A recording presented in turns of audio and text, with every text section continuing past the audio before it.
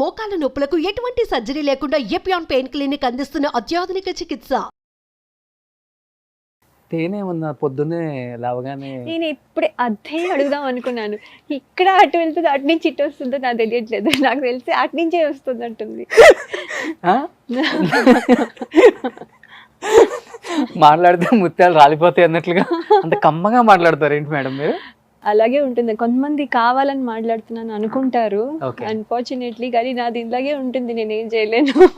Even మీ పాపది కూడా same అంతే వచ్చింది కొంచెం వాయిసా కదా? కొంచెం ఫోన్ ఆన్సర్ చేస్తే ఏదమ్మా మీ అమ్మాయికి అదే మీ మీ మీ మమ్మీని పిలువ లేకపోతే అట్లా అనేవాళ్ళు. ఓకే. 1999లో స్వయంవరంలో చూసిన లయ గారు ఎలా ఉన్నారో అదే అందంతో ఉన్నారు. ఆల్మోస్ట్ 23 years అయిపోయింది. యా యా అన్నం తింటారా, అందం తింటారా? ఏ లేదు, అదంతా ఎవరు చూసే కళ్ళల్లో ఉంటుంది నాకు తెలిసి అనుకుంటాను. ఓకే. ఇవన్నీ అందంగా ఉండడం అనేది లక్కీ, దేవుడు మనకి ఎలా ఇస్తే అలా. దానికంటే ఇంపార్టెంట్ నాకు తెలిసి ఇక్కడ ఇన్నర్ బ్యూటీ చాలా ఇంపార్టెంట్. ఇక్కడ మనం మాట్లాడే మంచి మాటలు చక్కగా నవ్వి పలకరించి చేస్తే ఆటోమేటిక్గా ఎవరైనా అందంగానే ఉంటారు. నవ్వుతూ మాట్లాడుతూ చాలా మంచిగా రిసీవ్ చేసుకునే వాళ్ళు ఎవరైనా అందంగానే ఉంటారు. నాకు అది అనిపిస్తుంది. ఎందుకంటే మనం పోస్ట్పోన్ చేయగలం ఏదైనా కూడా. మంచి ఆహారం తీసుకుని మంచి మంచి పాజిటివ్ మైండ్తో ఉంటే కొంచెం ఓల్డ్ ఏజ్ని పోస్ట్పోన్ చేయగలం, కానీ వీ కెనాట్ స్టాప్ ఇట్. ఎందుకంటే ఆ టైంలో ఉన్న హీరోయిన్స్ లో మిమ్మల్ని ఇలా చూడటం చాలా మంది కొంచెం లావ్ అయిపోయారు. అవునవును, అది అది లావు కంటే హెల్దీ అనొచ్చు, హెల్దీ అయి ఉండొచ్చు. కానీ అది ఒక అందం. మీ వారు మిమ్మల్ని చూస్తూ ఉండిపోతారు అంతే కదా మేడం? అలా ఆఫీస్కి ఏం లేదు, వెళ్తారా? అలా ఏం లేదు రోషన్. అదేదో ఫస్ట్లో ఉంటుంది, తర్వాత తర్వాత అంతా నార్మల్ గానే ఉంటుంది. అంతేనా? Yeah, yeah. పోన్లే, అమెరికాలో ఉన్నా కానీ నిజాలు చెప్తున్నారు. అంతే కదా మరి. ఇప్పుడు ఎన్ని రీల్స్ కానివ్వండి, లేకపోతే జోకులు కానివ్వండి, లేకపోతే ఈవెన్ మన కామిక్స్ బుక్లో కానివ్వండి, ఎప్పుడు చూస్తే మన హస్బెండ్ అండ్ వైఫ్ మీద ఉన్నన్ని కామెడీ ఇవి ఎందులోనూ ఉండవు.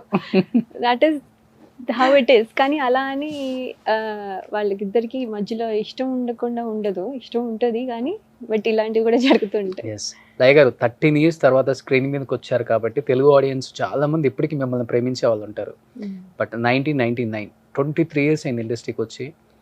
ఒక పిల్లర్ లాగా కొన్ని క్యారెక్టర్స్కి నిలబడ్డారని చెప్పుకోవచ్చు ఈ చీర కట్టుతోనే. అంటే బాగా గ్లామర్ రోల్స్ చేస్తేనే హీరోయిన్ అనే పేరు ఇప్పటికీ ఉంది, అప్పటి నుంచి ఇప్పటికి కూడా.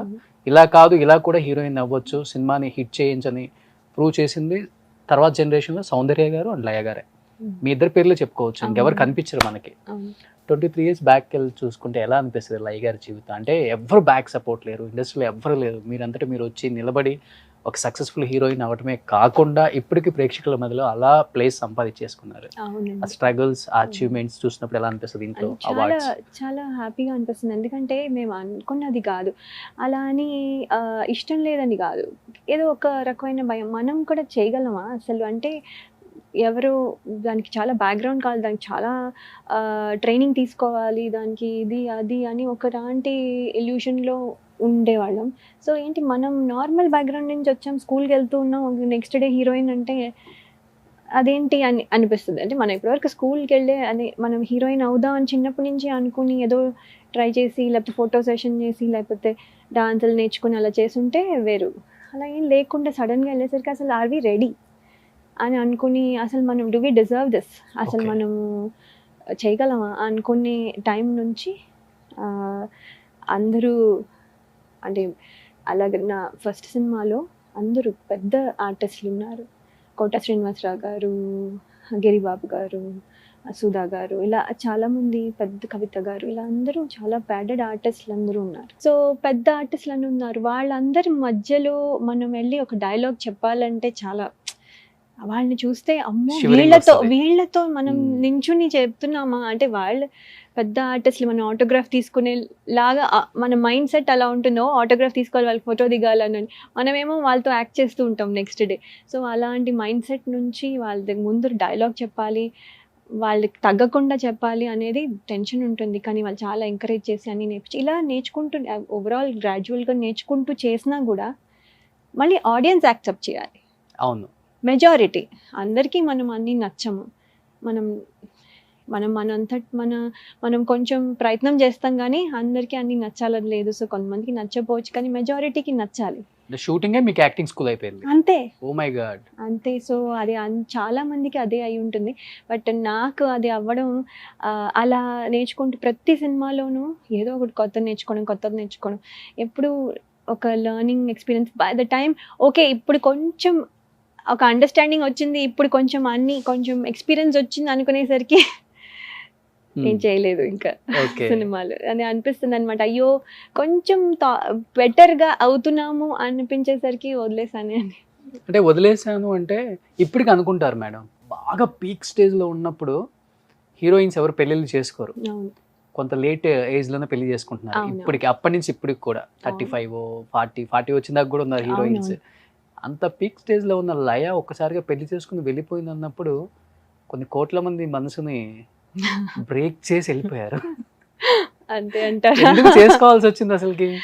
అంటే నేను కూడా అబ్జర్వ్ చేసినట్టు ట్రెండ్ మారుతోంది. ఇప్పటి వరకు ఫ్యామిలీ రోల్స్ చేస్తూ ఉంటే ట్రెండ్ మారుతుంది. ఆ ట్రెండ్కి కీపప్ చేసుకోగలిగేదాన్నేమో. కానీ ఈ లోపల ఏమైందంటే నాకు కూడా ఒక మంచి మ్యాచ్ వచ్చింది. సో ఏమైందంటే మళ్ళీ మనకి మనం చేసుకుందాం అనే టైంకి మంచి అండర్స్టాండింగ్ పర్సన్ దొరుకుతారో లేదో అని.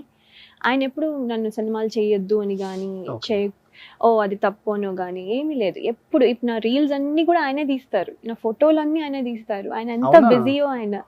చాలా అందంగా తీస్తారు మేడం. చాలా చాలా. నేను నాకు ఓకే అన్నా కూడా లేదు మళ్ళీ ఇది ఇక్కడ సరిగా లేదు మళ్ళీ అని చాలా ఇంట్రెస్ట్తో. అంటే అది మాకేంటంటే ఒక ఫన్ యాక్టివిటీ అంతే. మేము ఏదో ఇప్పుడు చేసేసి ఇప్పుడు ఏం చేసేస్తాం. ఎవర్రా చెప్పింది భర్తలు సపోర్ట్ చేయరు అని? చూడండి ఇక్కడ. అవును, అది కరెక్ట్. అంటే కొంతమంది చేయకపోయినా మనసులో నుంచి చేస్తారు, వాళ్ళకి చేయడం రాదు.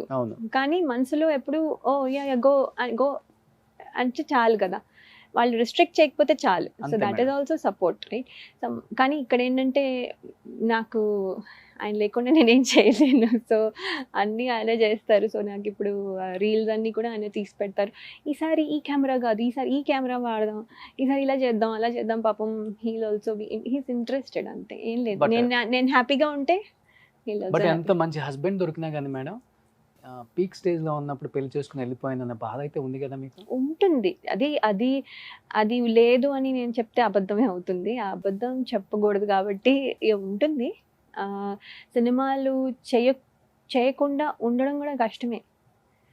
చేయకూడదు అంటే రోజు మనం చేసి మనము ఎంత కష్టపడి ఒక పొజిషన్కి వచ్చిన తర్వాత అన్నీ గివప్ చేసి వెళ్ళిపోవడం అంటే చాలా కష్టం.